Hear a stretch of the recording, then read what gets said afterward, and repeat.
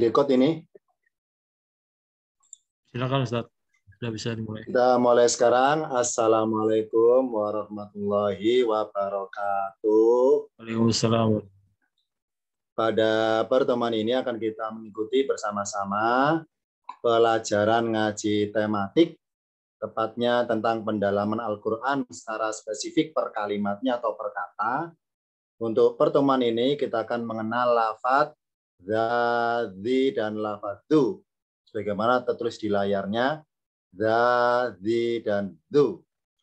Ketiga lafadz ini sebetulnya satu lafadz ya, cuma karena dalam beberapa kedudukan dalam kalimatnya beda-beda, kapan berbunyi za, kapan berbunyi zi, dan kapan berbunyi du, itu tergantung dalam rangkaian kalimatnya. Kalau artinya sama, yakni arti aslinya yang mempunyai.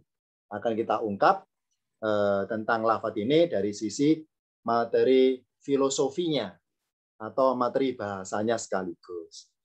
Pertama kita bagi dulu contoh lafadz da, kemudian contoh lafadz di, dan contoh lafadz du dalam berbagai ayatnya. Pertama saya buka dulu contoh lafadz yang berbunyi da. Misalnya saya ambil dari surat Al-Baqarah ayat 255. Ya. Ini insya Allah semuanya sudah kenal arti per kalimatnya karena ini ayatnya terkenal, ini ayatnya dengan nama ayat kursi ya, terkenal. Sekarang saya baca dulu per kalimatnya dari awal ayat. Yang pertama, Allahu la ilaha illa huwa. Allah la ilaha, tidak ada Tuhan illa huwa, kecuali Dia. Ini saya baca per kata dulu. Kalau arti bebasnya, Allah nggak ada Tuhan, tidak ada Tuhan selain Dia. Illa dirikan selain. Allahu, yakni Allah, la ilaha, tidak ada Tuhan illa huwa, kecuali Dia. Al-Hayyu artinya yang maha hidup. Al-Qayyumu yang berdiri sendiri. Sebentar, pulpen saya lepas, saya ambil dulu. La ta'khudhu sinatun. Ini kalau arti aslinya, la ta'khudhu itu tidak mengambilnya. Arti perkata tidak mengambilnya. Tapi arti kepada pemahaman bahasa tafsirnya, la ta'khudhu diartikan tidak mengenainya. Alias Allah tidak terkena baginya. Terkena apa Allah? Sinatun, rasa kantuk, wala naumun, dan tidak pula tidur. Jadi tidak mengenai bagi Allah, Allah tidak terkena rasa kantuk, sinatun, wala naumun, dan tidak pula tidur. Di sini ada kata-kata sinatun ya, rasa ngantuk. Mari kita bayangkan ya, misalnya tulisan sinatun ini lafadznya tidak berharokat, orang bilang namanya apa ya, Arab gundul ya, nggak ada harokatnya.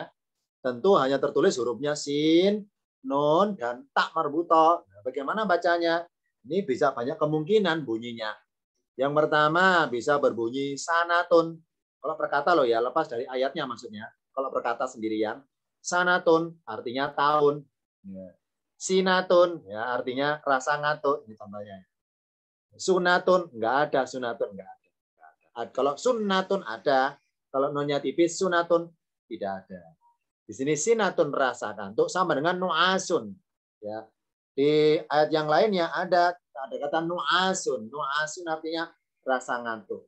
Bentar ya, saya buka dulu perbedaan paling mendasar antara sinatun dan nuasun yang sama artinya rasa ngantuk.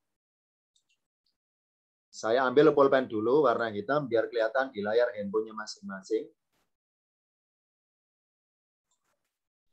Dalam ayat tadi ada kata sinatun, la ta'khudhu sinatun, tidak mengenainya sinatun, rasa ngantuk, wala naumun, dan tidak pula tidur. Allah itu tidak pernah merasa ngantuk dan tidak purna dan belum pernah tidur. Naumun, sinatun wala naumun.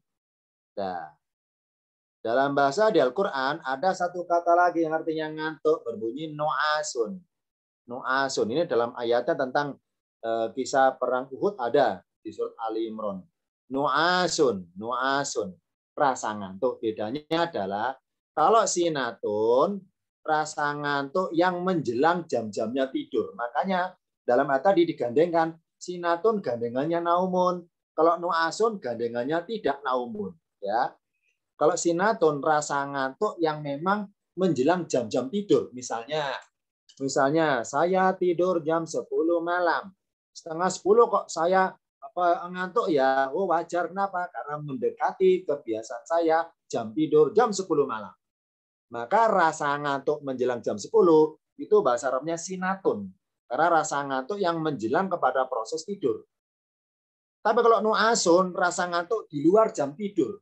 Ya. Misalnya, kita bekerja siang hari, ngantuk. Ya, pagi hari, ngantuk. Padahal tidak menjelang jam tidur. Itu nu'asun namanya. Nu'as ya.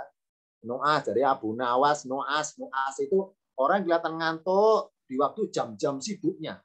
Jam-jam yang aktivitas. Ya, nih. Kalau sinatun rasa ngantuk yang gandengannya menjelang tidur. Kalau nu'asun rasa ngantuk yang di luar jam-jam tidur. Makanya nu'asun gandengannya tidak naumun. Nggak ada gandengannya.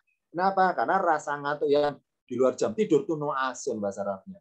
Tapi kalau menjelang jam tidur, sinatun bahasa Arab. Makanya di ayat tadi, lafaz sinatun digandengkan naumun pasangannya. La ta'khuduhu sinatun wala naumun. Tidak mengenainya, buitunya, yaitu Allah. Sinatun rasa ngantuk, wala naumun dan tidak pula tidur. Itu tanah wakaf jim. Berikutnya lahu baginya, bagi Allah, ma fis samawati, apa yang di dalam langit, wa ma fil ardi, dan apa yang di dalam bumi. Pengertian dalam bumi bukan pengertian dalam tanah ya, maksudnya di dalam ruang lingkup kehidupan makhluk yang ada di bumi. Karafi itu bermaksud ruang lingkup maksudnya. Lanjutannya, man dalladzi yasfa'u indahu illa bi'idnihi. Nah ini. Manda, tulisan manda ini, man kalau perkata, man siapa yang. Alladzi yang. Man siapa yang, alladzi yang kalau perkata. Yasfa'u memberikan pertolongan atau syafaat, indahu di sisinya, illa kecuali, bi'idni dengan izinnya. Nah, karena man artinya siapa yang alias bermaksud kata tanya, maka da dalam bahasa tafsirnya diartikan dapat. Manda siapakah yang dapat atau mampu memberi pertolongan. Jadi da. Kalau dalam bahasa tafsirnya danya nggak diartikan. Kalau arti perkata da artinya mempunyai maksudnya. Nah, karena man artinya siapa yang, ini kalimat tanya. Allah tanya. Siapakah yang mampu dapat memberi syafaat di sisi Allah kecuali dengan izinnya? Siapa yang mampu? Siapa yang mampu memberi syafaat tanpa izin Allah gitu maksudnya? Siapa yang mampu? Nah, ini pertanyaan yang nggak perlu dijawab. Kenapa? Karena Allah tahu jawabannya tanpa perlu dijawab. Makanya man di sini dirubah artinya tidaklah. Kenapa? Karena ada cirinya illa agak jauh dikit. Mandalladzi. Jadi kalau man diartikan tidaklah, itu sebagai jawaban dari pertanyaan pertama. Apa pertanyaan itu? Mandalladzi, siapakah yang apa dia itu mempunyai? Siapa yang mempunyai kewenangan? Siapa yang mempunyai kekuasaan? Siapa yang mempunyai kemampuan ataupun kuasa yang mampu memberikan pertolongan di sisinya selain atau kecuali dengan izinnya? Siapa yang mampu? Siapa yang mampu? Nah, ternyata man tidaklah ada yang mampu. Makanya man di sini berubah boleh artinya tidaklah sebagai jawaban dari pertanyaan tadi. Mana cirinya man tidaklah? Karena adalah fa'ila agak jauh dikit ke kiri. Jadi mulai sekarang di berbagai ayat kita lihat kalau nemu lafaz man, entah artinya siapa yang, atau barang siapa, atau orang yang, sebelum mengartikan tiga pilihan tadi itu, kita tengok ke kiri, diraba ke kiri, ada nggak lafaz illa? Nah, meraba ke kiri sampai berapa jauh? Minimal sampai tanda wakof. Kalau nggak ada tanda wakof, sampai nomor ayat. Nah, kalau nggak nemu illa, maka man bisa artinya siapa yang, orang yang, atau barang siapa, tergantung kalimatnya, ada cirinya. Di sini arti aslinya siapa yang berhubung ada lafaz illah, maka man artinya tidaklah sebagai jawaban dari pertanyaan siapa yang. Mandalladzi, tidaklah ada yang yasfa'u memberikan syafaat atau pertolongan indau di sisinya illa bidnihi, kecuali dengan izinnya. Jadi sebetulnya dzanya saya hapus, berbunyi manilladzi, kalau dibaca wasol nonnya kasroh. Manilladzi yasfa'u, nggak masalah sebetulnya, nggak masalah. Secara arti perkata kita pun juga paham, nggak pakai dah sudah paham bahwa ayatnya bermaksud Allah tanya manusia, siapa yang bisa berikan syafaat tanpa seizinku? Siapa? Tanpa seizinnya, siapa? Ya. Jadi kalaupun nggak ada za, nggak masalah dalam bahasa Arab ngomong biasa. Manilladzi yaktubu, siapa yang nulis? Manilladzi yaqulu, siapa yang berkata? Manilladzi yadhabu, siapa yang pergi? Man alladzi, berkata man alladzi. Man alladzi yaktubu, siapa yang nulis? Man alladzi yaqulu, siapa yang berkata? Nah, nggak pakai dah nggak masalah, sudah bisa dimengerti arti berkata. Siapa yang? Man alladzi, siapa yang? Man alladzi yasfa'u, siapa yang berikan syafaat? Man alladzi yasfa'u, siapa yang bisa menolong? Nah, kenapa pakai da? Jawabannya adalah lafaz da bermaksud kepada pengkhususan untuk lafaz man. Ya. Jadi da itu diadakannya bermaksud bahwa yang dimaksud man di ayat ini tidak sembarang orang, tidak bersifat umum. Contoh, misalnya saya buat sayembara. Sayembara kepada warga kampung. Sebentar ya, saya buka dulu layar kosong. Saya bedakan paling mendasar antara man dengan manda. Saya bedakan secara mendasar. Misalnya saya, ini S ya. S itu saya. Kemudian si A.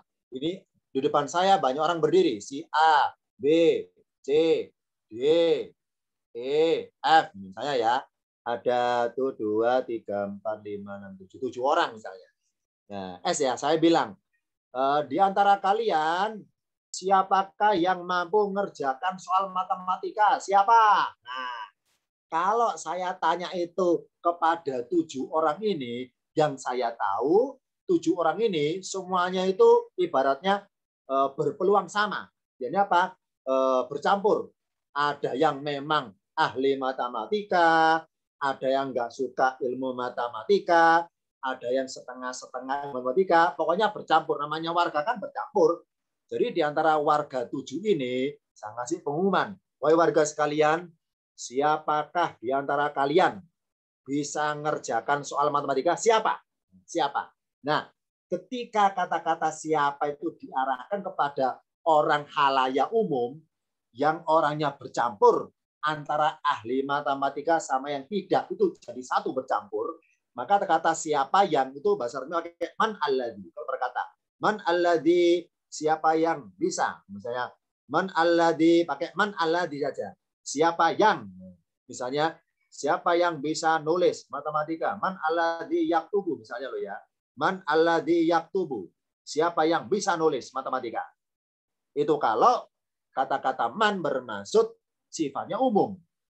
Sekarang lain lagi, misalnya di antara 7 orang ini ternyata yang mahir matematika cuma 3 orang, A, B, C. Nah, ketika saya berkata hanya kepada ahli saja, hanya kepada bidangnya bisa matematika saja, maka saya pakai the. Wahai A, B, C, wahai di antara kalian 3 orang ini, manda, pakai the, tambah the. Kenapa? Karena dia itu pengkhusus pada man. Ya. Jadi kata-kata apa ibarat itu saya dari saya itu tidak bersifat umum terbuka umum, tapi kepada khusus yang ahli matematika saja. Saya tes. Jadi kalau pakai the bermaksud kata-kata man kepada khusus orang tertentu saja. Ya, kalau nggak pakai the, maka man sifatnya umum, terbuka untuk umum. Orang yang ahli matematika atau enggak ahli berpeluang sama menjawab tantangan dari saya untuk Bapak menulis matematika.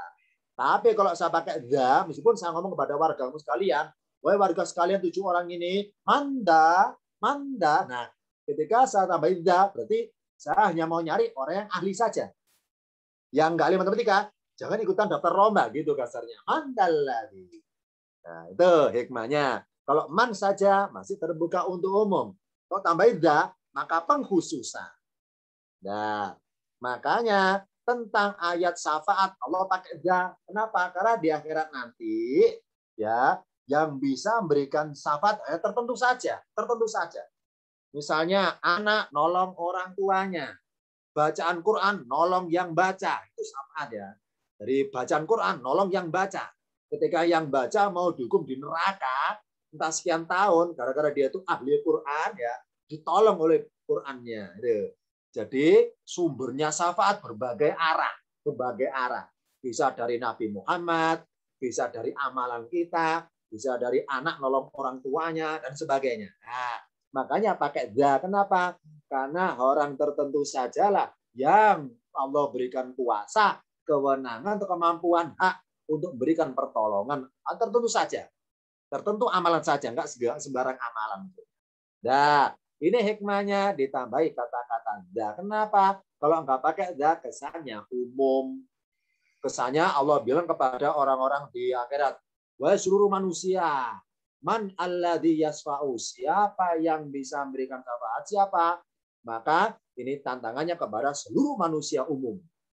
Belum pakai za, berarti Allah yang tanya kepada yang merasa saja, yang merasa mampu memberikan syafaat, dan ditantang Allah. Siapa yang mampu memberikan syafaat tanpa seizinku? Siapa yang mampu tanpa izin? Itu kasarnya. Nah, ini za adalah bermaksud pengkhususan.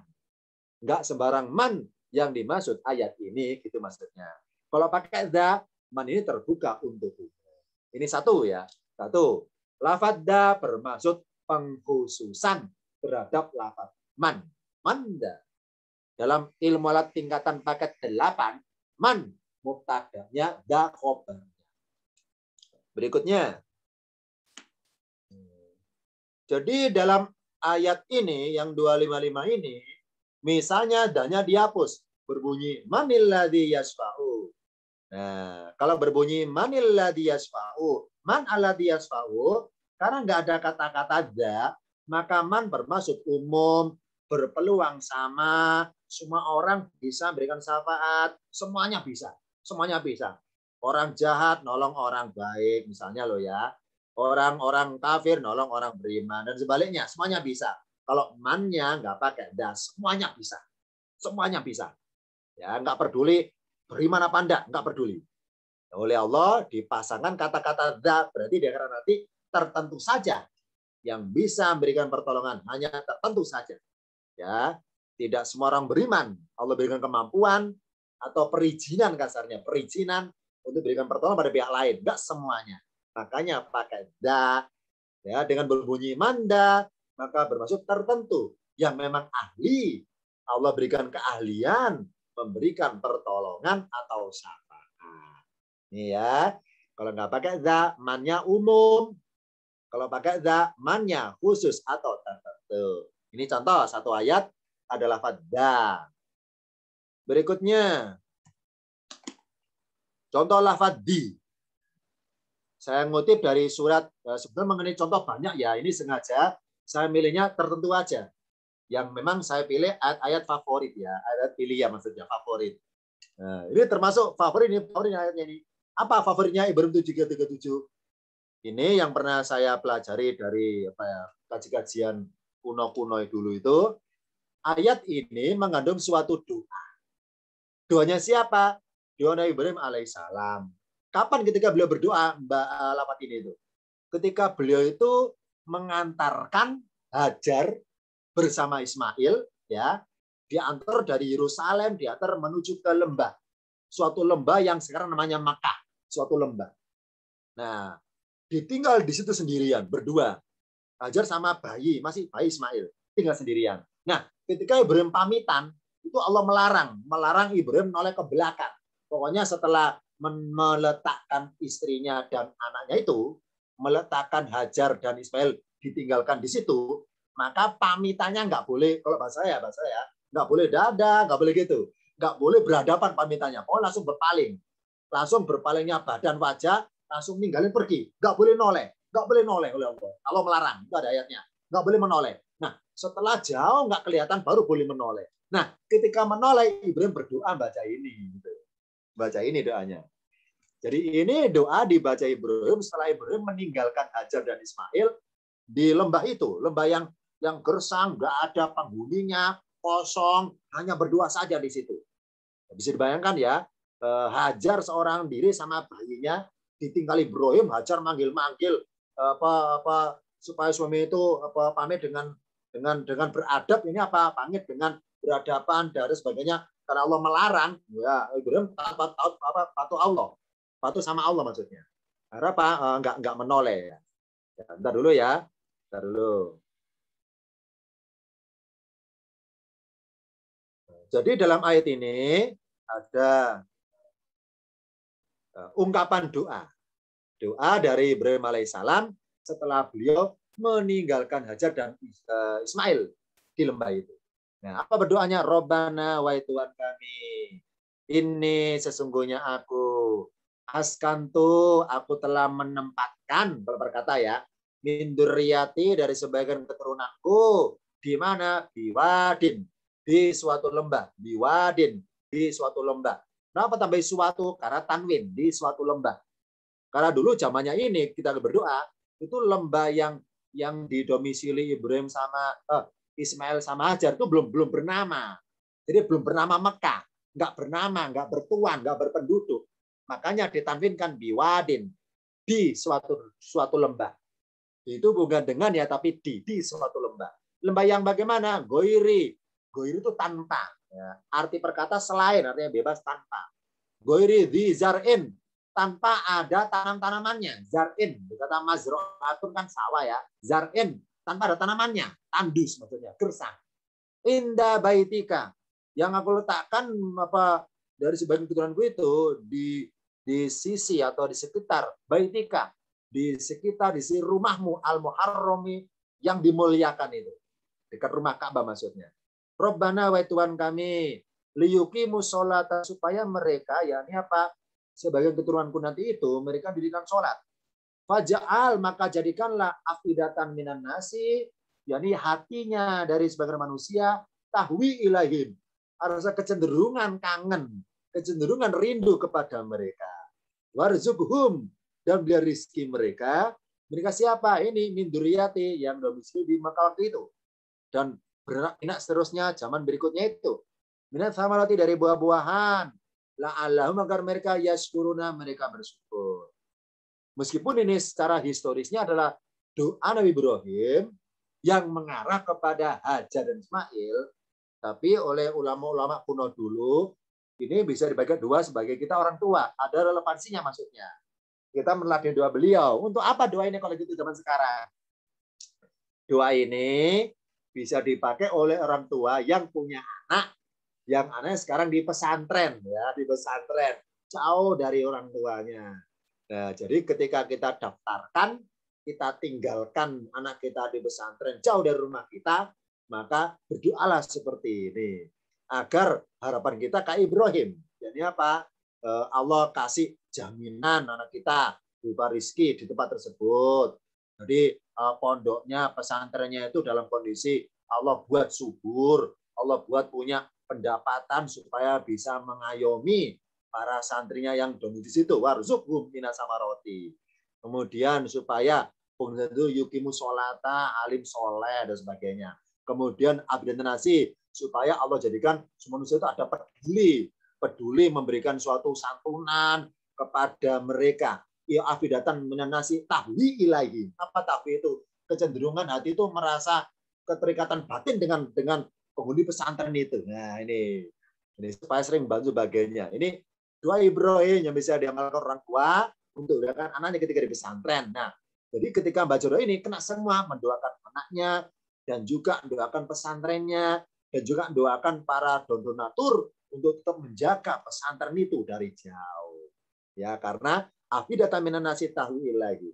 Ya, kita bahas yang garis ini ya, kata warna merah. Di goiri di zar'i. Arti perkalimatnya, Rabbana, wahai Tuhan kami, ini sungguhnya aku telah menempatkan min dzurriyyati, dari sebagian keturunanku, biwadin, di suatu lembah, yang goiri di zar'in, tanpa itu mempunyai tanaman, kalau berkata tanpa punya tanaman. inda baitikal muharram, yang berada di sisi rumahmu yang dimuliakan itu. Rabbana wahai Tuhan kami, liyuqimus sholata, supaya mereka mendirikan sholat. Titik. Misalnya ya dinya saya hapus. Kita bayangkan nggak pakai di. Kita pun tetap paham kalau nggak pakai di. Biwadin goiri zar'in misalnya. Di lembah yang tanpa tanaman. Jadi kata-kata mempunyai kita hapus secara bahasa Indonesia ya, kita paham. Ya. Jadi secara letter bahasa Indonesia tanpa lafaz di kita sudah paham. Tapi kenapa kalau contoh lafaz di sini? Nah, kan kita ungkap di sini. Apa fungsinya di dalam ayat ini? Padahal nggak pakai di pun kita sudah paham. Langsung berbunyi biwadin goiri zar'in, kita sudah paham. Yang namanya lembah tanpa tanaman tentunya kan nggak ada tanaman. Ini tanpa di kita sudah paham. Tapi kenapa Allah tambahkan di? Kan kita ungkap hikmah adanya di sini ayat. Kalau dinya dihapus, maka berbunyi biwadin goiri zar'in. Maaf ya yang merasa layar zoom-nya di sebelah kanan terhalangi banyak gambar-gambar atau foto saya ataupun gambar lain, bisa digeser pakai jubitan jari ya, digeser pakai jarinya agar tulisan Arab saya yang di pojok kanan bawah bisa terlihat terbaca. Biwadin goiri zar'in, kalau berkata di suatu lembah yang tanpa tanaman. Kalau nggak pakai di, maka bermaksud ketiadaan tanaman itu dikarenakan di lembah itu mungkin sedang tidak musim. Ya, tidak sedang bercocok tanam. Misalnya sekarang musim gugur atau musim panas, maka nggak ada air, nggak ada hujan, kemarau panjang, ya wajar saja nggak ada tanaman tumbuh. Kenapa? Ya karena tanahnya kering. Nah, ini.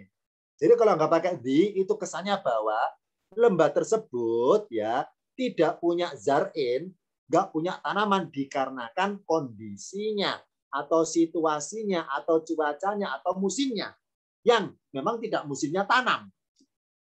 Tapi kalau pakai di, apa di itu identitas goiri. Ya. Kalau pakai di bermaksud bahwa ketiadaan tanaman itu memang dikarenakan lembahnya gersang. Jadi meskipun ada hujan lebat, tetap nggak akan tumbuh tanaman. Memang gersang. Ini ya. Jadi itu memperkuat bahwa ketergesangan ataupun ketandusan tanahnya itu yang memang tidak layak untuk cocok tanam. Meskipun ada hujan, nggak akan tumbuh tanaman. Gitu kasarnya. Jadi kalau pakai di, bermaksud memperkuat bahwa lembah itu ya nggak ada tanamannya, bukan karena memang nggak musim, yang memang nggak bisa dipakai cocok tanam. Entah karena unsur hara tanahnya itu tidak bermutu, ya unsur hara tanahnya nggak mutu, atau memang itu banyak bebatuan di dasar tanahnya itu dan sebagainya. Pokoknya menjadi karakter dari tanah lembah itu. Nah, ini identik ya, lembah yang identik tanpa air ya di Mekah itu. Lembah yang identik tanpa pengairan di Mekah itu, makanya munculnya Zam-Zam. Allah adakan di situ. Hakikatnya nggak layak ada di situ, nggak layak. Kenapa? Karena pakai di. Apa di itu? Suatu lembah yang tidak identik air, tapi identik gersang, ya, identik tandus, ya. Makanya tidak ada penduduk atau penghuni rumah atau orang transit di tempat situ.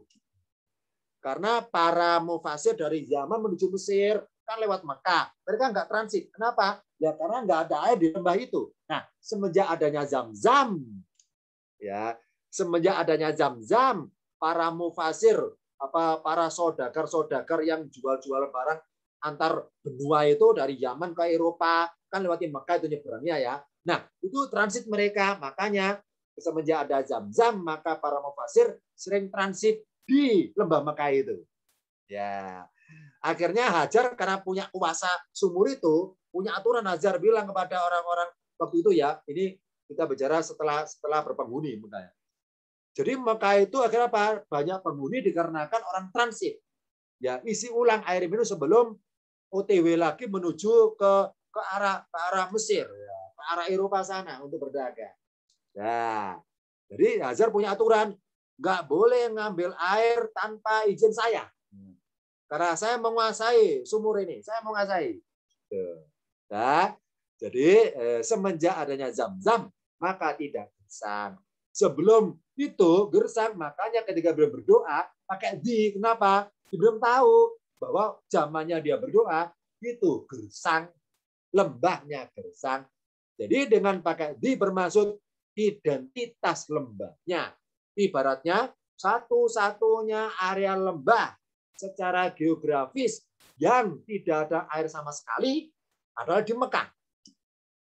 Setelah adanya Zam-Zam, malah lebih subur dibanding yang lainnya. Ini ya, pakai di. Apa di fungsinya? Identitas. Kalau tadi, ya tadi pertemuan tadi ya, tadi beda dengan ini ya. Di. Apa di? Bermaksud identitas tentang goiri. Apa? Ketanpaannya, ketiadaannya zatin, karena memang gersangnya lembah itu. Bukan karena cuacanya, bukan karena musimnya, atau bukan karena nggak ada orang bercocok tanam. Bukan karena itu. Nah, berikutnya sekarang lafadz du. Lafadz du saya ngutip dari Al-Baqarah 251. Sepenggal adegan kisah. Bentar ya, pulpen saya lepas. Kisah peristiwa, ini akhir juz 2 ini ya. Peristiwa peperangan zamannya Daud alaihissalam. Ketika Daud masih kecil, Nabi Daud masih kecil ya. Zamannya peperangan Tolut melawan Jalut. Saya baca ya. Fahazamuhum, maka kalau berkata, maka mereka mengalahkan mereka. Kalau ada dua mereka, iya. Mereka yang pertama adalah Tolut. Pasukan Tolut adalah pasukan Bani Israel, orang Israel waktu itu. Hum adalah mereka. Mereka siapa? Bahasa Babilonia, Jalut. Kalau di Alkitab ini namanya Goliat. Jalut. Fahazamuhum, maka mereka mengalahkan hum, mengalahkan mereka. Mereka yang pertama adalah pasukan Tolut, bangsa Bani Israel. Hum yang kedua adalah Jalut, dari bangsa Babilonia. Dikalahkan, kalah. Nah, kok bisa kalah ya? Karena biidznillah, dengan izin Allah. Nah, apa izin itu? Dengan kemudahan dari Allah.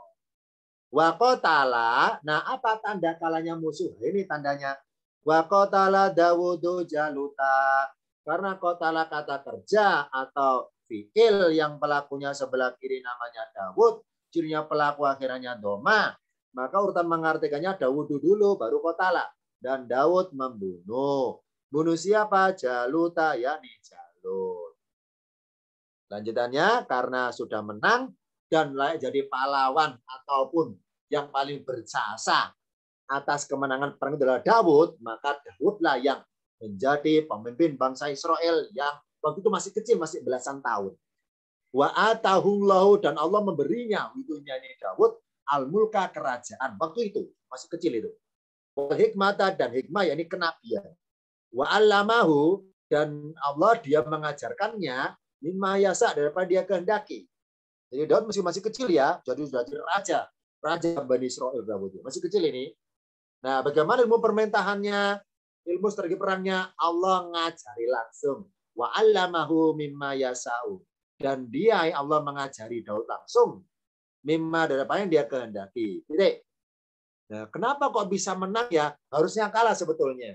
Karena secara kalkulasi perhitungan matematika, pasukan Tolut sedikit, pasukan Jalut banyak. Tapi kenapa kok sedikit bisa mengalahkan yang banyak? Ya karena Allah ngasih izin. Apa izin? Kemudian bisa mengalahkannya. Nah, kenapa Allah kasih kemudian bisa mengalahkan? Jawabannya adalah kalimat berikutnya ini. Walaula daf'ullahi nasa. Apa walau? Dan jikalau.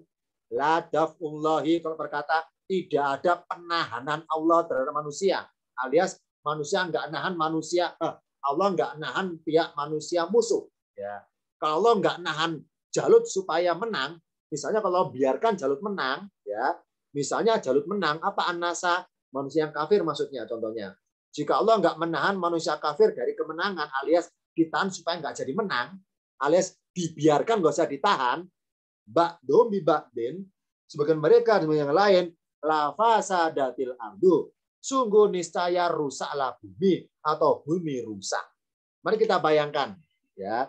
Misalnya dalam adegan perang ini, Di posisi bangsa Israel waktu itu perang, ada anak kecil namanya Daud. Di pihak musuh Babilonia waktu itu, ada raja namanya Jalut. Dan pasukannya ribuan. Pasukan Bani Israel ratusan, dikit. Logikanya, menang ribuan daripada ratusan. Nah, kalau yang ribuan itu Allah nggak nahan supaya berhasil menang, Allah nggak nahan, maka pasti menang. Nah, kalau Jalut menang melawan bangsa Israel, tentu maaf ya, si nasibnya anak kecil Daud pasti mati dalam perang. Padahal Allah punya rencana, punya proyeksi. Yakni apa? Mengkader Daud jadi nabi, jadi raja bangsa Israel. Nah, itulah maka ketika Jalut berpeluang menang, Allah berbuat dafu. Apa dafu? Menahan. Menahan supaya peluang menang sudah di tangan itu jadi lepas lagi. Jadi meleset lagi. Kenapa? Kalau nggak Allah nahan, Allah nggak berbuat dafu, tentu Jalut menang. Nah, kalau Jalut menang, rusaklah bumi. Rusak apanya? Ya, nih, kalau bumi dikuasai raja-raja yang kafir, raja-raja yang nggak beriman, maka orang alim soleh akan dibasmi oleh mereka. Orang alim soleh, para nabi akan dibunuh oleh mereka. Nih, nah kalau nabinya nggak ada orang alim soleh, maka rusaklah aturan bumi. Kenapa? Karena nggak ada agama. Orang yang beragama dibasmi oleh penguasa. Karena penguasanya itu Jalut ibaratnya. Penguasanya kafir misalnya. Dibasmi oleh penguasa. Maka rusaklah bumi. Ternyata Allah berbuat dafu. Apa dafu? Menahan. Walakin Allah. Kenapa Allah menahan? Karena Allah mempunyai. Punya apa Allah itu? Fadlin karunia. Atas siapa? Atas semesta alam. Dalam hadis ada itu, walakin Allah akan tetapi Allah mempunyai fadlin karunia. Kita baca di sini ya. Kenapa ada kata-kata dalam ayat ini? Kita buka tampilan berikutnya. Lafaz itu bermaksud kepada identitas lafaz Allah. Ya. Bermaksud identitas lafaz Allah. Jadi Allah itu punya identitas. Alias sesuatu yang identik Allah itu ada. Berupa apa? Fadlin karunia. Nah, sekarang kita bayangkan. Misalnya ayatnya saya rubah. Ya, saya hapus, saya kasih lahu. Walakin Allah lahu fadlun alal alamin. Saya artikan loh ya. Walakin Allah akan tetapi Allah lahu baginya. Atau dia mempunyai fadlun karunia. Walakin Allah ladu fadlun alal alamin. Akan tetapi Allah baginya, miliknya lah karunia atas semesta alam. Ya, misalnya pakai lahu. Akan tetapi Allah baginya atau miliknya karunia atas semesta alam. Padahal kalau pakai lahu secara bahasa Indonesia kita paham. Arti singkat paham. Tahu maksudnya bahwa Allah itu punya karunia. Nah, apa tanda punya pakai lahu? Lahu kan baginya, miliknya. Oh, berarti karunia itu miliknya Allah. Ternyata kata-kata milik, lafadznya lahu, Allah ganti dari pakai zu. Apa zu? Mempunyai. Nah, kenapa nggak pakai lahu? Karena lahu dengan zu beda spesifiknya. Bedanya apa? Kalau pakai lahu bermaksud hanya pengakuan. Hak pengakuan bahwa kelebihan yang dimiliki alam semesta adalah milik Allah. Ya, makanya di Al-Fatihah berbunyi alhamdulillahi. Enggak berbunyi enggak berbunyi Allahu dzul hamdi. Allah mempunyai pujian. Kayak gitu ayatnya, ya. Mari kita ungkap. Kenapa di Al-Fatihah pakai lahu, pakai li, lillahi. Lillahi hamdu. Lillahil hamdu. Alhamdulillahi. Enggak berbunyi Allahu dzul hamdi. Allah mempunyai pujian. Nah, kalau lahu di sini hak pengakuan. Kalau dzu bermaksud identitas yang melekat, yang menempel pada diri Allah dan Allah tempelkan kepada alam semesta. Jadi alam semesta punya kelebihan. Nah, kelebihan itulah yang Allah punya, Allah tempelkan pada diri alam semesta. Nah, kalau pakai lahu, kesannya bahwa ketika alam semesta bisa bicara, wahai Tuhan, aku itu punya segalanya dalam diriku. Aku punya air, aku punya tanah, aku punya udara oksigen, Nah, ketika si alam mengaku punya, aku punya air, wahai Tuhan. Aku punya angin, aku punya tanah. Allah bilang, tidak, itu itu hakku.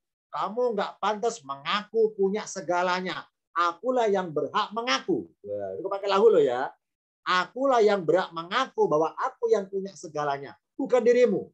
Ya, itu pakai lahu. Ya.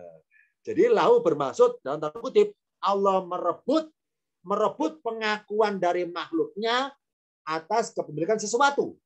Allah merebut. Kalian nggak berhak mengaku bahwa kalian punya. Akulah yang punya. Akulah yang punya. Itu pakai lahu. Ya, pakai lahu. Nah, kalau pakai itu, arahnya adalah Allah punya sesuatu yang nempel pada diri Allah, kemudian sesuatunya itu Allah ibaratnya copy paste ya.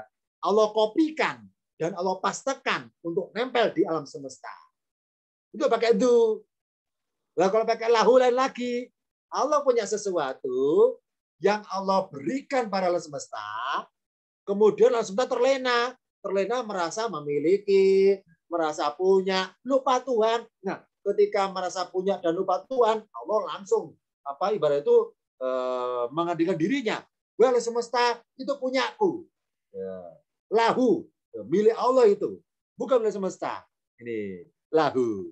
Makanya di Al-Fatihah berbunyi alhamdulillahi. Tidak pakai du, tidak pakai lahu, pakai li maksudnya, pakai kata bagi.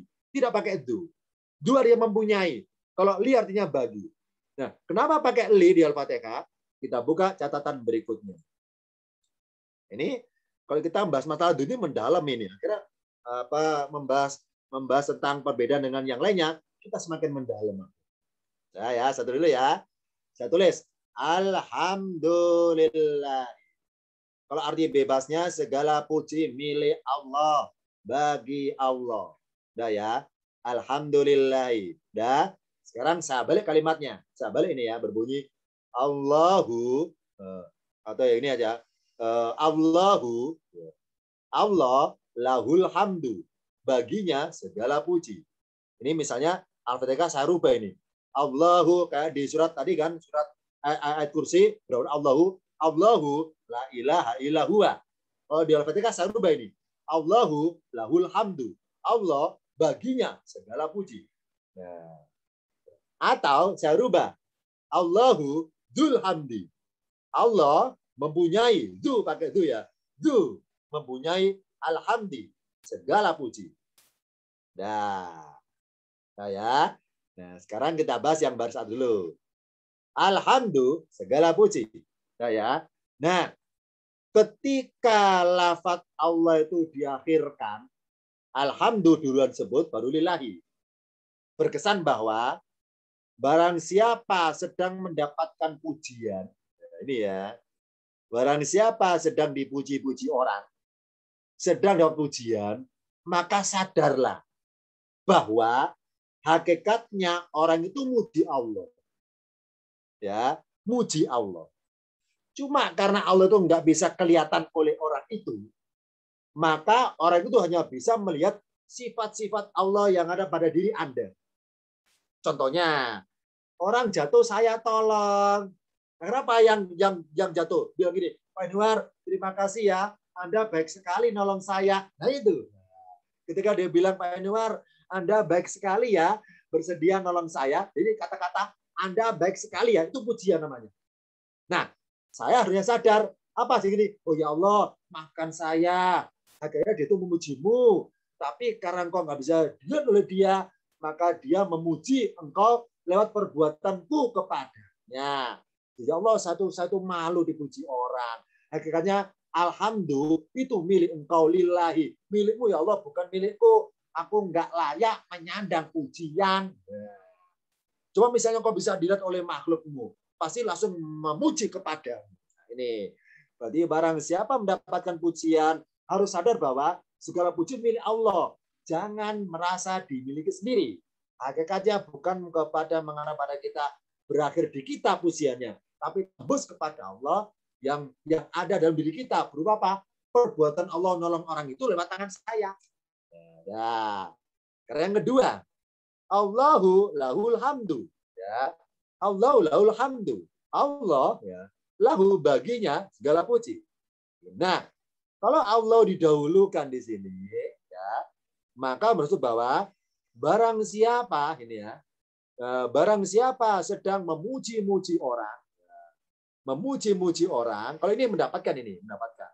Barang siapa yang memuji-muji orang, jangan berhenti muji pada orang itu. Mujilah Allah yang telah memberikan sifat kebaikan pada orang itu. Kenapa? Karena hakikatnya adalah Allah yang lahu ya. Allah yang punya. Allah yang punya, bukan orang itu. Allah yang punya, bukan orang itu. Ini kalau bermaksud Allah duluan di sini disebut. Nah, sekarang pakai du sekarang. Du adalah identitas. Maksudnya bahwa barang siapa dipuji orang lain, itu hakikatnya adalah Allah menempelkan asmaul husnanya dalam orang itu. Ibarat baju loh ya, baju. Allah punya sifat al-alimu jalla jalalu. Apa alimu? Maha berpengetahuan. Ya. Ada orang bodoh, Allah kasih, Allah tempelin sifat alimu jadi pintar. Ini tadi ya.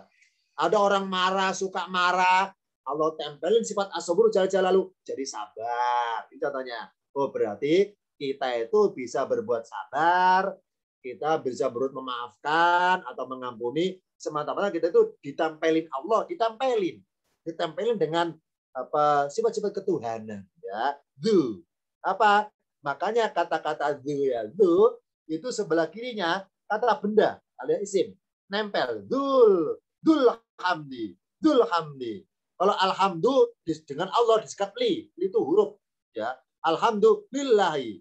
Antara alhamdu dengan Allah ya ada li disekat dengan kata huruf. Apa huruf? Kata bantu. Allah dengan alhamdu disekat dengan lagu. Apalah kata bantu. Tapi kalau du nggak ada sekatan huruf, langsung sama-sama isim.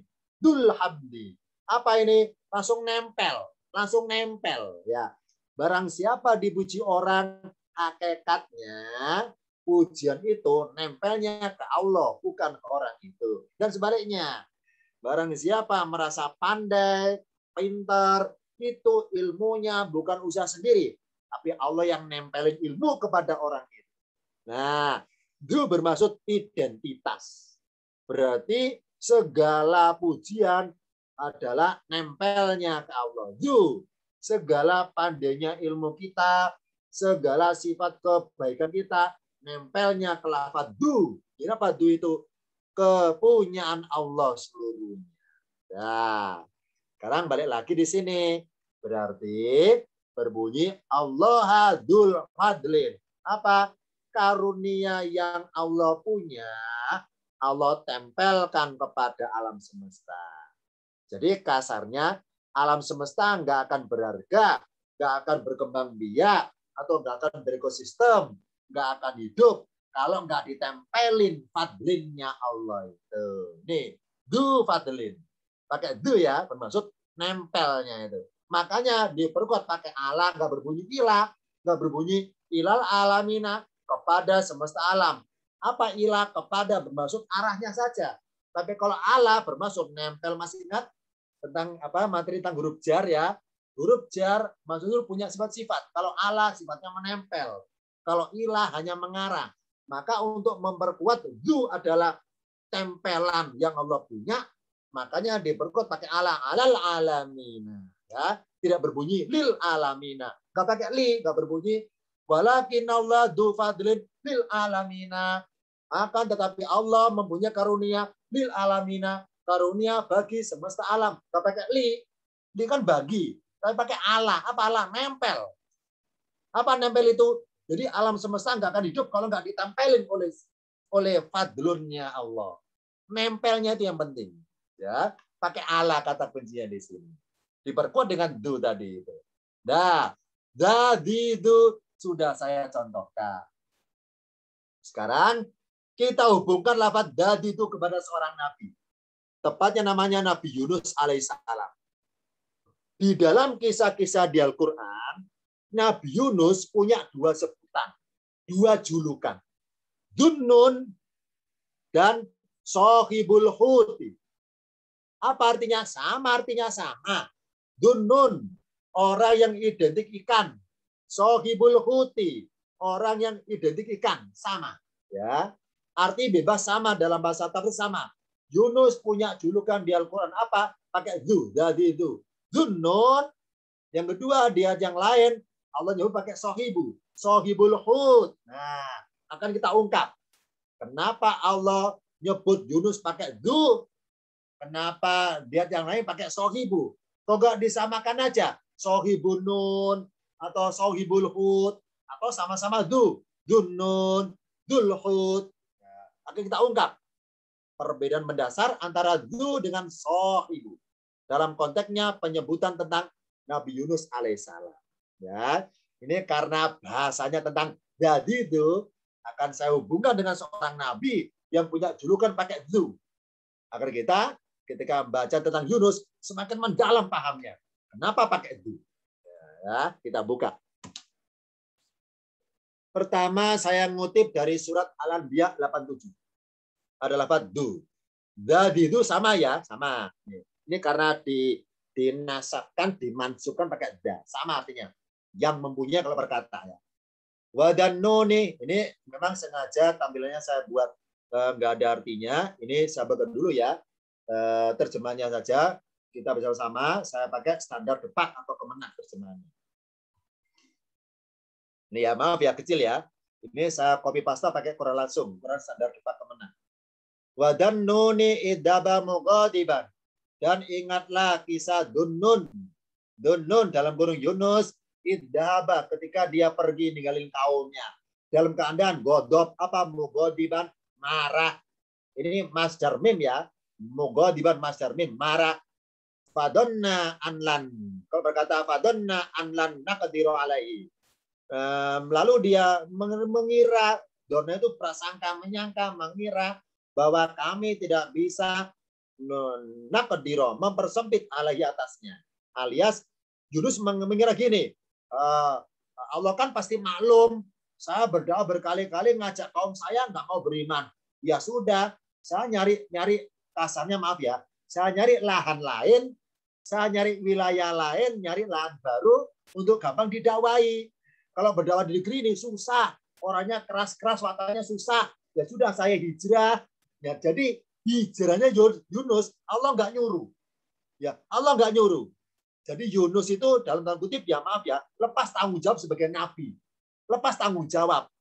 Jadi ketika berdakwah berkali-kali apa nggak mampu alias dimusuhi kaumnya, kemudian putus asa, pesimis, pindah cari lahan yang baru. Nah, dengan pikiran bahwa Allah pasti memaklumi saya. Allah kan maha tahu kondisi saya, dimusuhi kaum saya nggak berdaya, lebih baik nyari lahan baru yang kaumnya lunak-lunak hatinya. Allah pasti nggak marah. Ini namanya fadonna. Fadonna alan naqdiru alaihi. Jadi Yunus mengira bahwa Allah pasti nggak ngasih hukuman sama saya. Saya kan dimaklumi. Padahal Allah punya rencana menghukum ini. Bahwa Yunus menyangka kami tidak akan menyempitkannya. Nah ya, apa hukumannya? Singkat cerita ya, langsung Allah buat singkat cerita Nabi Yunus fit dulumati, di dalam kegelapan. Ini jamaah ya, kegelapan.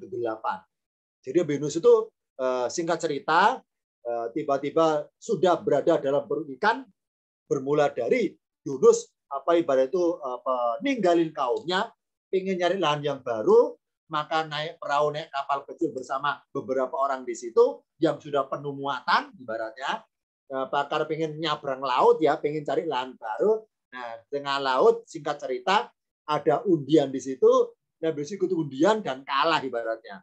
Karena kalah maka dapat hukuman harus nyebur ke laut, mengurangi beban perahu, beban kapal. Nah, nyebur ke laut maka telan ikan, maka di dalam perut ikan. Makanya jam dulu mati. Kenapa dijamakan? Di dalam kegelapan yang berlapis-lapis. Pertama apa? Gelapnya perut ikan. Yang kedua, ikannya ke dasar laut, gelap sekali. Nah, yang ketiga, dasar laut nggak ada pencahayaan matahari.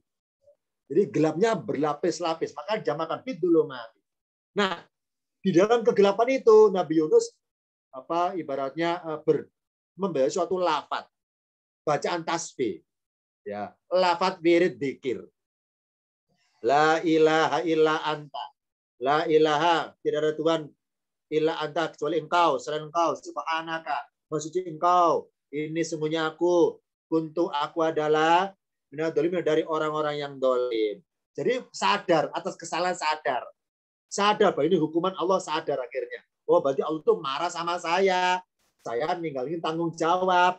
Jadi saya putus asa, sadar dari tanggung jawabnya sebagai seorang nabi, putus asa ninggalin kaumnya itu, dibiarin kafir, nggak dibina, nggak didapatkan, dibiarin kafir, ditinggalin, sadar. Nah, dalam punya sadar itu wirid dzikirnya muncul muji-muji Allah. Nah, karena muji-muji Allah fastajabna lahu, maka kami menjawab, memperkenankan baginya. Wa najainau, dan kami menyelamatkannya minal ghammi, dari kedukaan. Apa dukanya? Ya tadi sendirian di dalam ikan yang nggak tentu berapa lamanya, nggak tentu. Wa kadzalika, dan seperti itulah nunjil mukminin, kami selamatkan orang-orang yang beriman. Ini arti bahasanya ya, karena bahasa tafsirnya. Sekarang kita balik pada ayat tadi. Wadan nunida, warna merah sebagai kajiannya. An-nun. Nun adalah sebutan untuk ikan yang besar. Nun. Dan nuni artinya orang yang identik ikan besar. Ya. Kenapa oleh Allah dalam ayat Anbiya ini nggak pakai sohiba, wa sohiban nun. Sama disebut sama kalau di bebasnya sohiban nun. Dan ingatlah ketika sohiban nun, orang yang identik ikan, ikan besar.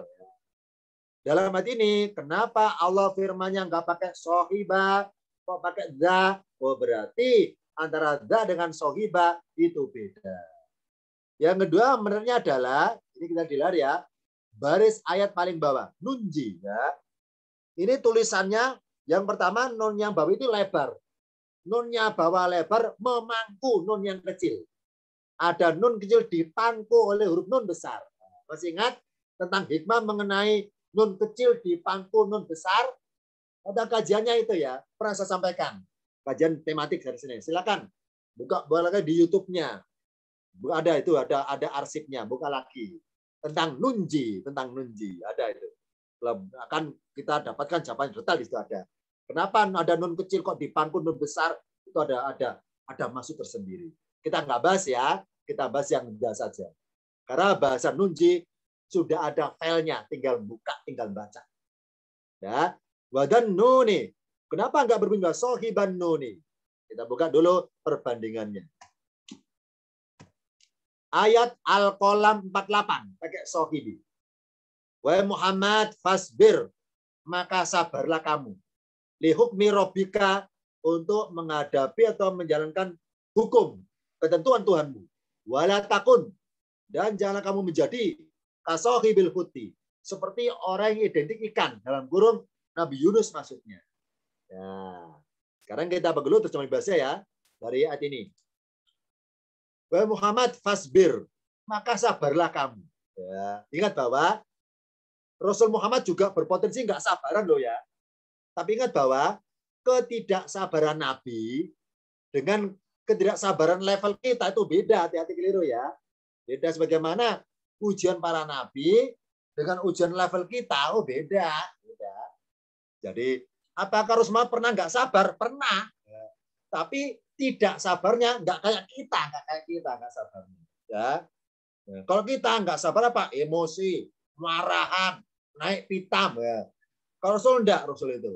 Jadi Rasul itu ya ibaratnya puncak marahnya Nabi itu diam. Diam.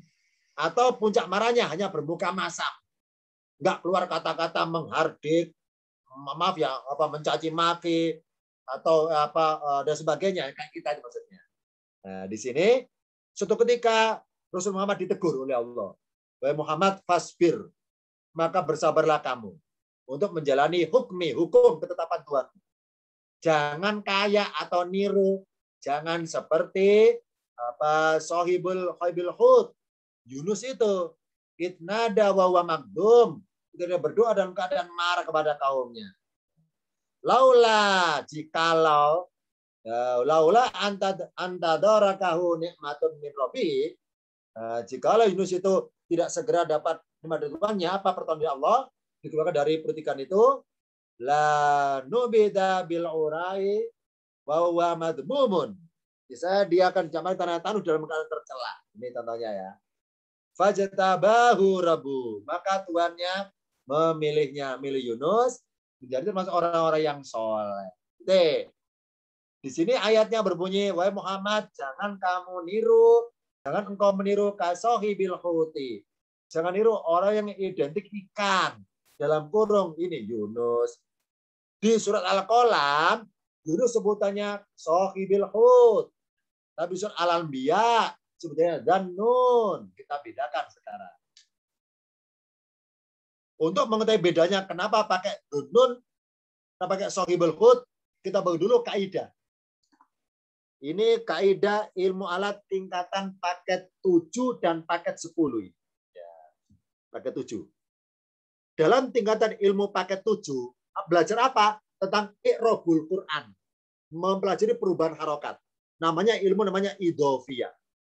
Dalam ilmu tentang idhofiyatun, apa sih idhofiyah? Persandaran kata.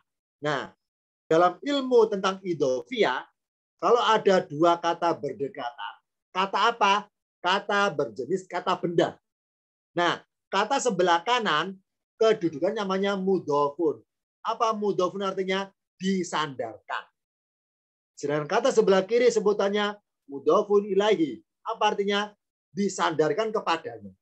Ya, ada kata kanan dan kata yang kiri. Nah, dalam kaidah umum persandaran kata, kata yang kanan itu bersandar kepada kata yang kiri. Alias kata yang kiri statusnya diikuti oleh kata yang kanan. Kata yang kanan karena mengikuti sebutannya tabiun. Yang diikuti sebutannya matbuun. Contohnya Rasulu kata benda, Allahi kata benda atau isim. Nah, ketika berdekatan maka berlakulah hukum idhofiyah, persandaran kata. Nah, makanya lafaz Rasulu ya, kedudukan kalimatnya mudhofun, disandarkan kepada siapa? Kepada kata sebelah kiri. Nah, yang disandari akhirnya kasroh Rasulullahi. Normalnya Allahu gara-gara disandari Rasulu jadi Allahi. Oh, berarti lafaz Allahi karena posisinya sebelah kiri, hakikatnya adalah diikuti oleh kata sebelah kanan. Maksudnya bahwa seorang Rasul itu hebat tidaknya Rasul. Kalau Rasul hebat bermukjizat, Rasul hebat berdakwah, itu semata-mata si Rasul itu karena dirinya menyandarkan dirinya, ya, menyandarkan dirinya kepada Allah, alias tabiun, itabiu, mengikuti Allah. Allah adalah matbuun, yang diikuti. Jadi seorang Rasul bisa berdakwah hebat, keberhasilannya karena disandarkan kepada Allah. Begitu pula manusia abdun. Apa itu hamba? Kita adalah hamba. Apa? Mari kita tuh menjadi abdun. Kenapa? Karena lafaz abdu bersandar kepada Allah. Ya, kita tuh disandarkan pada diri, kita tuh bisa nggak bisa tergantung Allah hakikatnya. Contoh besok kita janjian ketemu, wahai si A, besok ketemu ya, insya Allah. Nah, kenapa bilang insya Allah? Karena Allah punya rencana, manusia juga berencana. Ya, rencana saya janjian jam 10 ketemu si A. Ya, ternyata meleset. Allah takdirkan saya ketemu si B. Itu namanya berarti nasib saya besok itu tergantung kepada Allah. Berarti seorang abdu harus mudhof. Apa mudhof? Harus menyandarkan dirinya kepada Allah. Nah, ini harus jadi tabiun. Apa tabiun? Pengikutnya Allah. Berarti kata sebelah kiri itu aslinya. Aslinya. Yang disadari kata-kata sebelah kanan. Maksudnya kenapa asli? Hakikatnya adalah nggak ada Rasul pun Allah tetap ada. Nggak ada abdu pun Allah tetap ada. Jadi, berarti kita itu bisa sebagai hamba karena kita diidentikan kepada sifat-sifat ketuhanan. Allah pengampun, kita suka ngampuni orang. Allah ghafurun, kita suka ngampuni orang. Allah afun, kita suka maafin orang. Makanya kalau kita punya nama baru pakai Abdul Ghaffar, Abdul Rahman, ya kan? Hambanya yang maha penyayang, Abdul Rahim, hambanya yang maha penyayang, gitu ya. Tuh, pakai Abdul, nggak boleh. Ar-Rahman nggak boleh. Siapa nama Anda? Rahman nggak boleh. Rahman nggak boleh. Abdul Rahman baru boleh. Nggak boleh. Ar-Rahman nggak boleh. Nggak boleh. Pakai Abdul. Kenapa? Ar-Rahman itu milik Allah. Kita adalah Abdul. Abdul bersandar kepada Ar-Rahman, Abdul Rahman, Abdullah. Kenapa? Hakikatnya Allahi saja yang ada. Kita itu hanya nempel kepada Allah. Berarti dua kata ini yang asli lafaz sebelah kiri. Contoh lagi pas kita ada acara di rumah orang, kita sebagai MC-nya, kasih mukadimah. Misalnya ya, dari sekalian, ini karena hajatan sohibul bait, apa arti bebasnya? Tuan rumah kan ya, tuan rumah. Kata-kata tuan rumah dari dua kata sohibu sama baiti, apa aslinya? Rumah. Asli itu rumah. Aslinya rumah. Kata-kata tuan adalah diidentikan dengan rumah. Benar kan ya? Tuan rumah. Oh, berarti ada sosok manusia yang punya rumah itu. Oh, berarti kalau dia pemilik rumah dinamakan tuan rumah. Jadi kata-kata rumah itu terbawa terus. Pemilik rumah, tuan rumah, yang punya rumah, penghuni rumah. Jadi apapun kata-kata sebelah kanan itu adalah sebagai kata yang ngikuti kata sebelah kiri. Hakikatnya yang asli kata yang sebelah kiri. Sohibul baiti, penghuni rumah, pemilik rumah, alias tuan rumah. Begitu pula sohibul huti. Apa al-huti? Ikan, sama dengan samakun. Al-huti ikan. Apa sohibul huti? Orang yang identik ikan. Maksudnya, kalaupun nggak ada orang, ya tetap ikan itu ada, gitu maksudnya. Huti. Oh, berarti kata sebelah kiri itu yang asli. Kenapa? Karena disandari oleh kata sebelah kanan. Contoh lagi, jamaknya sohibu apa? Ashabu. Ashabul jannati. Artinya apa? Para penghuni surga. Jadi kita itu disebut ibaratnya ya, misalnya si A masuk surga. Nah, karena masuk dikasih label, dikasih kartu nama, dikasih kartu anggota dengan kata-kata ashabu, para penghuni. Para penghuni. Oh, berarti kita itu mendapat label ashabu itu karena kita diidentikan dengan jannati, ya. Berarti dari dua kata ini aslinya al-jannati. Ashabu adalah kata yang belakangan, yang muncul belakangan. Karena lahirnya kita dengan surga, surga duluan lahirnya. Surga duluan diciptakan, baru kita. Surga duluan diciptakan, baru Adam. Baru Adam. Oh, berarti kata ashabu adalah belakangan. Ashabu dikatakan penghuni karena diidentikan dengan adanya surga. Makanya dua kata yang saling bersandaran, kata sebelah kirilah itu yang aslinya. Yang matbu'un, yang diikuti. Ini kaidah umum. Tingkatan ilmu alat paket 7, paket 8, paket 9. Ketika belajar tingkatan paket 10, pakai kaidah khusus. Apa kaidahnya? Saya buka tabel berikutnya. Dalam ilmu tentang idhofiyah persandaran kata, kalau kaidah umum adalah kata sebelah kanan bersandar ke kiri. Kalau kaidah khusus enggak, kata yang kanan bersandar kepada kata yang kiri. Itu kalau tulisan i'rabnya. Tapi hakikatnya kata yang kanan statusnya diikuti oleh kata yang kiri. Matbu'un yang kanan, tabi'un yang kiri. Contohnya apa? Pakai du. Apakah du saja? Iya. Catat ya. Di Al-Quran hanya lafaz du sajalah. Ya. Du sajalah yang berlaku idhofiyah persandaran. Contohnya, Allahu du fadlin, mempunyai karunia. Allahu du magfiratin, mempunyai ampunan. Ya. Jadi, maksudnya apa? Kalaupun magfiratin nggak ada, Allah itu ada. Nah, itu maksudnya. Kalaupun Allah nggak nyiptakan karunia, Allah ada. du. Ya, du fadlin.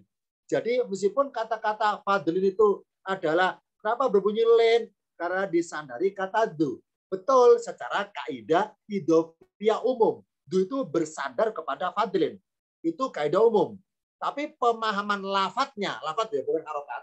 Lafadznya hakikatnya fadlin lah yang bersandar ke lafadz du. Magfiratin lah yang bersandar ke lafadz du. Udu usrotin mempunyai kesulitan. Ya, masih ingat ini tema ayat tentang hutang piutang ya. Begini bunyinya. Wa in kana du usrotin fanadirtun ila maisarotin ya. Barang siapa, maaf ini contoh kasus ya. Barang siapa punya uang di orang-orang lain yang hutang kepada kita, terus kita pengen menagih, kata Allah ya. Ketika mau menagih, ternyata sedang usrotin dia. Apa usrotin? Sedang mengalami kesusahan, tak kena musibah apa. Nah, fa'in kana du usrotin, fanadirotun, maka tunggulah ila maisarotin sampai patung lapangnya itu. Nah, ternyata perintah nunggu pakai isim fanadirotun, nggak berbunyi fantadiru, nggak gitu. Kenapa? Karena status keadaannya si orang yang mau kita tagih itu mengalami apa sih dia? Mengalami usrotin. Ingat bahwa kaidah persandaran kalau pakai du, hakikatnya kata sebelah kiri yang bersandar ke kanan. Maksudnya apa? Si orang yang mau kita tagih itu karena ayatnya pakai du, bermaksud bahwa unsur kesulitan dia alami itu bukan sifatnya insidentil, tapi memang sulit ya. Ibaratnya berlarut-larut, berlama-lama dan nggak akan bisa keluar dari kondisinya itu. Ya. Jadi kesulitanlah yang nempel pada dirinya, nempel terus ya. Kata kiri yang nempel ke kanan, apa nempel? Melekat terus. Jadi dia itu ibaratnya nyari kerjaan susah, terus suatu usaha selalu gagal, usaha nyari uang untuk bayar hutang selalu gagal. Pokoknya usrotin selalu nempel pada dia. Jadi dia tuh dikejar oleh usrot terus ibaratnya. Nah ini makanya ayat berbunyi du usrotin, tidak berbunyi sohibu usrotin, pakai du. Apa du itu? Ketidakberdayaan dia yang terus menerus nggak bisa lari dari usrotin. Nggak bisa lari dari kenyataan usrot itu sendiri. Jadi kita harus paham, oh dia kayaknya menurut perhitungan manusiawi atau kalkulasi prediksi saya, kayaknya nggak bisa bayar hutang dia, nggak bisa. Karena diserang du usrotin. Apa du itu? Ada usrotin yang melengket, yang menempel lengket, melekat terus pada dia. Ya. Begitu pula dunun, danun, dinun, dunun. Apa nun? Ikan yang besar. Berarti Nabi Yunus adalah ibaratnya kata ya, ditempelin ikan itu. Ya, ditempelin itu. Memang dalam kisahnya adalah ikan menelan Nabi Yunus. Ya, ikan yang menelan. Tapi kalau dia dari status dunya, apa Nabi Yunusnya. Hakikatnya ikan itu merasa bersyukur hakikatnya. Apa? Dia dipilih oleh Allah untuk dimasuki seorang nabi pilihan Allah. Untuk dimasuki seorang pilihan Allah. Ibarat gua Thur, ya. Gua Thur merasa bersyukur gua itu. Kenapa? Dimasuki Muhammad dengan Abu Bakar. Merasa bersyukur gua itu. Kenapa? Ingat bahwa benda-benda alam semesta yang kelihatan benda mati, kalau diidentikan Nabi, itu merasa wah, merasa bersyukur. Mari kita bayangkan ya, Nabi masih hidup. Terus rumah kita ditamui Nabi. Alangkah bersyukurnya kita itu. Alangkah merasa disanjung kita itu. Kita orang biasa, tinggal di desa, didatangi Nabi. Nabi kan makhluk mulia, di atas segala jabatan Nabi itu. Ya. Nah, rumah kita rumah biasa. Karena dimasuki Nabi, berarti rumah kita itu ibarat kalau jadi viral, jadi gengsinya naik. Kenapa? Rumah pernah dimasuki Nabi. Kayak kurma. Ya, kayak kurma. Jumlah kurma macamnya seingat saya 36 macam. Ya. Dari 36 nama kurma itu, kurma yang paling murah zamannya Nabi namanya ajwa, paling murah. Nah, kurma paling mahal ada dua. Namanya kurma barni, ya. kurma barni. Satu lagi apa ya namanya? Saya lupa ini. Jarmi sama janib ya. Janib sama barni. Paling mahal itu. Nah, kurma muran ajwa. Nah, ketika dalam acara suatu buka bersama di masjid itu ya, orang-orang yang miskin di Madinah pengen ngasih hidangan kepada Nabi. Orang-orang yang kaya petani kurma pasti nyodonin kurma yang mahal-mahal. Nah, dari banyak pilihan kurma di depan Nabi, tangan Nabi, jari Nabi milih kurma ajwa untuk buka puasa takjilnya. Nah, semenjak kurma ajwa itu dipilih Nabi, gengsinya naik. Jadi mahal. Jadi apa? Karena kurma yang diidentikan dengan du. Apa du? Nabi Muhammad du itu. Ya, ini ya. Berarti segala kebendaan yang pernah disentuh Nabi, segala kebendaan yang pernah ditempati Nabi, itu jadi naik. Kenapa? Karena disandarkan kepada Nabi. Jadi kata sebelah kanan itu yang asli. Ya. Yang sebelah kiri yang ditempelkan yang kanan. Oh, berarti du fadlin benar. Makanya Allah nggak berbunyi sohibu fadlin. Allah nggak berbunyi sohibu mafirotin. Nggak gitu. Allah nggak pakai sohibu, pakai du. Ya, Allah nggak pakai sohibu, nggak berbunyi Allah adalah sohibu mafirotin. Enggak. Ya, Allah adalah sohibu fadlin. Enggak, pakai du. Kenapa? Karena dalam kaidah idhofiyah, du itu justru yang disadari, bukan yang disadarkan. Jadi kata sebelah kiri lah yang bersandar ke kata sebelah kanan. Nah, kaidah contohnya. Ismun, kata benda, ketemu dengan sohibi. Boleh. Misalnya, ismu, si A, sahabatnya si B. Atau dibalik, kata sohibu, ketemu kata benda boleh. Contoh ini ya, saya baca ya. Abu Bakar kan isim nama ya. Abu Bakar sohibu Rasulillah. Abu Bakar adalah sahabat Rasulullah. Ini boleh, makanya centang hijau. Kenapa boleh? Abu Bakar sahabatnya Rasulullah. Boleh ini, boleh. Yang nggak boleh adalah dibalik. Rasulullah sahabatnya Abu Bakar nggak boleh. Ya, catat ini ya. Kita nggak boleh bilang. Maksudnya kita cerita ya. Kita cerita sama orang lain nih. Kisah Rasul ini. Hadirin sekalian, Rasul itu sahabatnya Abu Bakar. Rasul itu sahabatnya Umar. Nggak boleh. Nggak boleh. Nggak boleh kata Rasul ditaruh sebelah kanannya sohibu. Nggak boleh. Harus sebelah kirinya. Abu Bakar sahabatnya Rasul. Umar sahabatnya Rasul. Kenapa nggak boleh? Jawabannya adalah ini kaidahnya. Lafadz sohibu, ya, lafadz sohibu itu statusnya bisa di sebelah kanan dari isim yang kiri atau di sebelah kiri di sebelah kanan. Ini contohnya sohibu, ya. Jadi sohibu bisa di awal, bisa di akhir, ya. Nah, sohibu bisa di awal, bisa di akhir, boleh. Secara kaidah kaidah umum boleh, boleh. Contohnya Abu Bakar sohibu Rasul. Oh berarti Rasul kan isim nama. Abu Bakar isim nama. Berarti kata-kata sohibu boleh juga antara dua nama. Sebelah kanan nama, tengah-tengah sohibu, sebelah kiri nama. Boleh. Karena sohibu bisa berada di sebelah kanan Rasulullah atau sohibu berada di sebelah kirinya Abu Bakar. Boleh. Boleh. Ya boleh nih. Dan momen boleh seperti itu. Tapi ketika ada Rasulullah di balik lafaznya Rasul, sahabat Bakar ya nggak boleh. Ya, kenapa? Karena derajatnya Rasul lebih tinggi daripada Abu Bakar. Nggak boleh. Nah, ini yang nggak boleh. Sekarang du. Kalau du sebelah kirinya ketemu isim, boleh. Contohnya du fadlin, dannun, da fadlin, dal jalil kurang boleh. Atau du boleh isim. Tapi kalau dunya diakhirkan, da diakhirkan isim duluan nggak boleh. Misalnya fadlun du atau apa ya, mafiratun du nggak boleh. Du nggak boleh di akhir. Kalau sohibu boleh di awal dan boleh di akhir. Kalau du harus di awal terus, harus di sebelah kanan terus ya. Kenapa? Du itu sebagai identitas bagi Allah, du itu sebagai Allah di sini du. Nah, Rasul Muhammad adalah Rasulnya Allah. Karena Rasulnya Allah ya, insyaallah maka nggak boleh ya. Dalam lafaz ini nggak boleh sebut duluan. Rasul Allah, adalah sahabat Abu Bakar.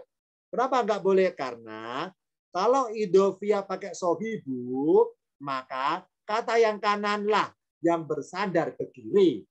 Berarti kalau orang bilang bahwa Rasul Muhammad sahabatnya Abu Bakar, kesannya bahwa Muhammad itu bersandar kepada Abu Bakar. Itu yang nggak boleh. Ya. Kalau yang atas boleh. Kenapa? Karena sohibu, kata yang kanan bersandar ke kiri. Tapi kalau du, kata yang kirilah yang bersandar ke kanan. Makanya du nggak boleh ditaruh sebelah kiri. Harus taruh sebelah kanan terus. Nah, jadi kesimpulannya perbedaan tentang Nabi Yunus, kenapa pakai wadanun di Al-Anbiya, kenapa pakai sohibi di Al-Qalam, kata kuncinya pakainya ada garis merah di lafaz tersebut. Mana? Nada. Fanada. Kenapa Allah pakai dhanun, pakai da? Ingat bahwa kaidahnya, kesimpulan singkatnya, dadi itu ablagu minas sohibi. Pemakaian dadi itu lebih unggul, lebih mulia dibanding kata sohib. Ya, makanya nggak boleh kita berbunyi dul baiti, pakai sohibul bait. Ya, ashabul janati nggak boleh berbunyi dul janati, nggak boleh ya. Kenapa? Karena kalau berbunyi dul janati kesannya penghuni surga lebih mulia dari surganya. Nah ini sebagai dul janati. Makanya ashabul jannati. Surga itu mahal. Kita tuh manusia hina. Makhluk hina kalau nggak beriman loh ya. Nah, ketika beriman, mulia. Jadi mulianya kita itu karena ada imannya. Sedangkan jannatun surga itu ada kita, nggak ada kita, tetap mulia surganya. Makanya pakai sohibu. Ya, sohibu. Pakai itu nggak boleh. Karena dadi itu lebih unggul daripada sohibu.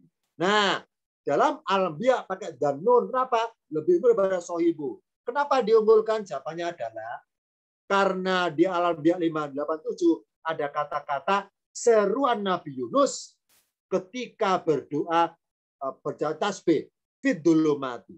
Kita buka jawaban lengkapnya tampilan berikutnya.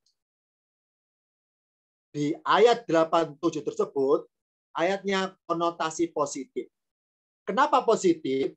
Karena Allah mencontohkan kepada Rasul Muhammad tentang amalannya Nabi Yunus ketika dalam kegelapan berapa lapis. Apa amalannya? Bertasbih. Ya, bertasbih. La ilaha illa anta. Subhanaka dan seterusnya. Bertasbih. Maka demi menjadikan Nabi Yunus sebagai contoh yang baik bagi Muhammad, Allah menyebut pakai kata-kata da. Apa da itu? Jadi seakan-akan Rasul itu mudhofnya kepada Yunus. Ya, Yunus sebelah kanan, Yunus sebelah kiri. Rasul mudhof. Rasul yang bersandar ke Yunus. Apa bersandar? Meneladani, meniru. Ya, Wahai Muhammad, ingatlah ketika Yunus apakah danun? Kenapa pakai danun? Karena Yunus jadi contoh bagi Muhammad.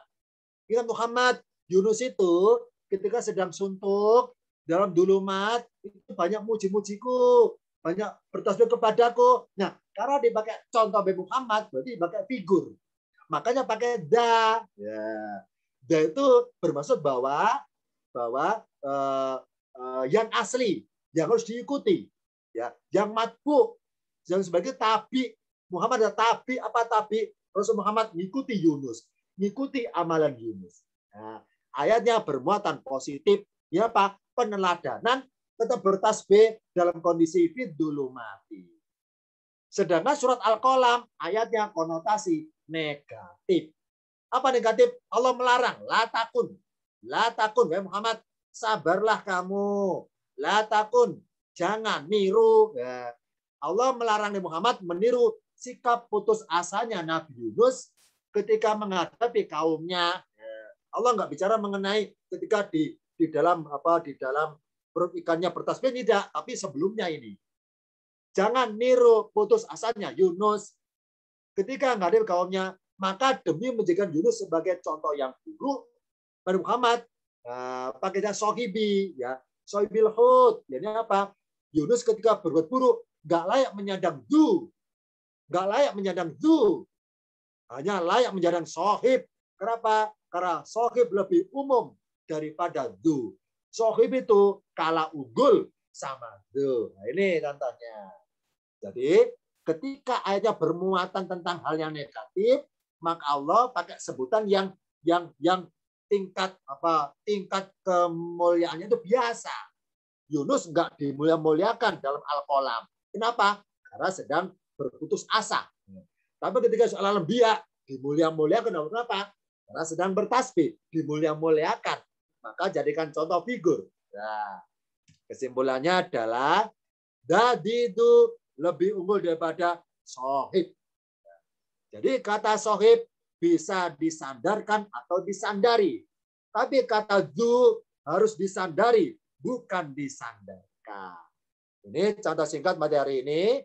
Maaf ya, tadi panjang lebar materinya banyak. Sebelum diakhiri, barangkali ada yang tanyakan tentang materi zazizu. Kita bandingkan, hubungkan dengan kata-kata sohibu dalam konteksnya tentang Nabi Yunus alaihissalam. Silakan boleh pemandu acaranya membacakan barangkali. Silakan Bapak Ibu sekalian. Kebetulan di chat belum ada yang tanya Ustaz. Mungkin dari Bapak Ibu bisa mengklik mikrofonnya satu persatu, silakan. Saya Pak Ustadz. Boleh silakan. Dari siapa? Dari mana? Siti Khotijah Pak Ustadz. Oh ya, silakan Khotijah dari Jakarta ya, benar ya? Ya betul. Ya silakan. Iya. Mohon maaf Pak Ustadz, mungkin ilmu saya yang masih rendah sehingga saya belum mengetahui tentang dadidu ini. Kalau saya lihat artinya kan memang dadidu mempunyai dan termasuk fiil ya Pak Ustadz. Bukan. Isim. Oh isim. Iya, isim. Isim. Nama isimnya di bab ke-7 yang dibahas. Ada lagi tanyakan? Mengenai dadidu ini kan tadi Pak Ustadz mengatakan bahwa dadidu ini lebih tinggi dari sohibu. Ya. Nah tentang penggunaan di dalam kalimat bahasa Arabnya dadidu ini yang memperkuat seperti ma kalau apa yang ada apanya atau tidak ada apanya gitu, ada seperti itu nggak Pak Ustadz? Iya benar ya. Ya. Ini saya jawab langsung ya biar nggak lupa ya. Ini namanya pertanyaan tingkat tinggi ini ya, tingkat tinggi ini.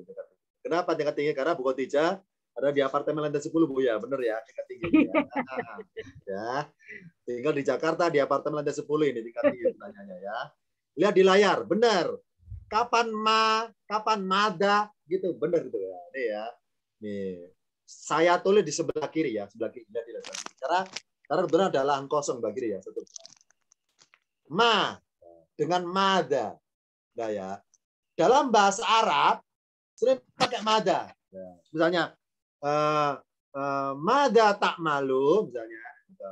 Mada tak malu, apa yang kamu kerjakan?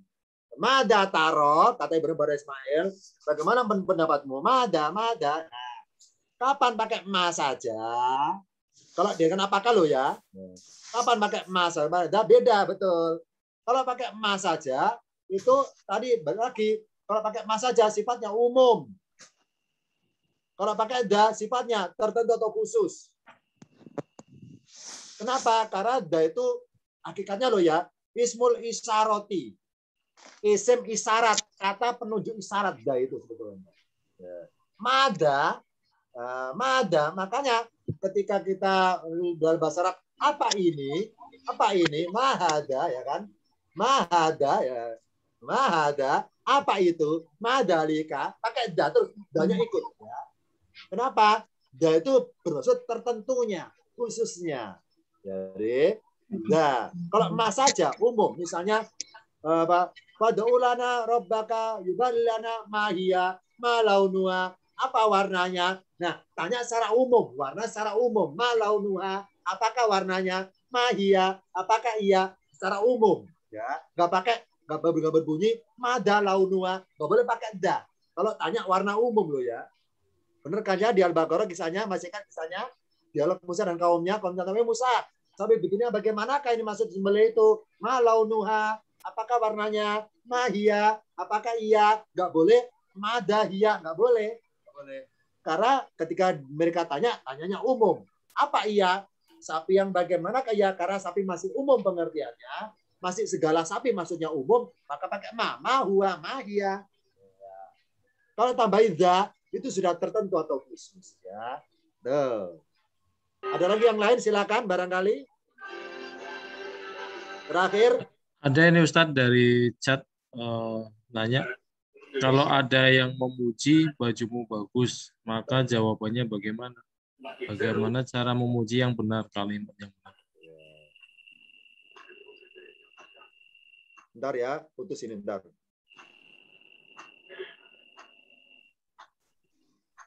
Jadi kita kan orang Indonesia ya, terbiasa bahasa Indonesia.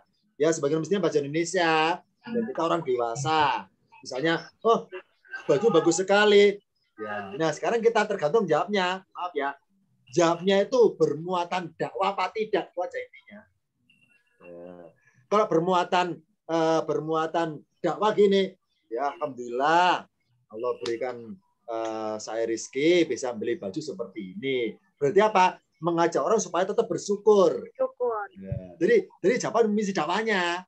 Nah, kalau jawabannya nggak ada misi dakwahnya, baju bagus sekali, bajumu bagus sekali ya. Ya jelas lah. Oh, saya kan memang suka yang bagus-bagus, ya, gitu ya. Jadi bagaimana kita tuh menjawabnya? Ada misi dakwah apa enggak? Ya kayak kita jadi pasien ketika sakit ya, orang jenguk. Ya. Kalau kita dijenguk, kita itu ketika tanya gimana sakitnya? Waduh sakit sekali ini, susah saya. Nah, kalau kita jawabnya selalu mengeluh sebagai pasien, mengeluh kepada yang besuk, itu nggak ada misi dakwahnya. Nah, kalau jawaban dakwah gini misalnya, gimana sakitnya kamu? Alhamdulillah sudah baik kan? Padahal tambah parah sebetulnya, tambah parah. Tapi kenapa nggak jawab jujur?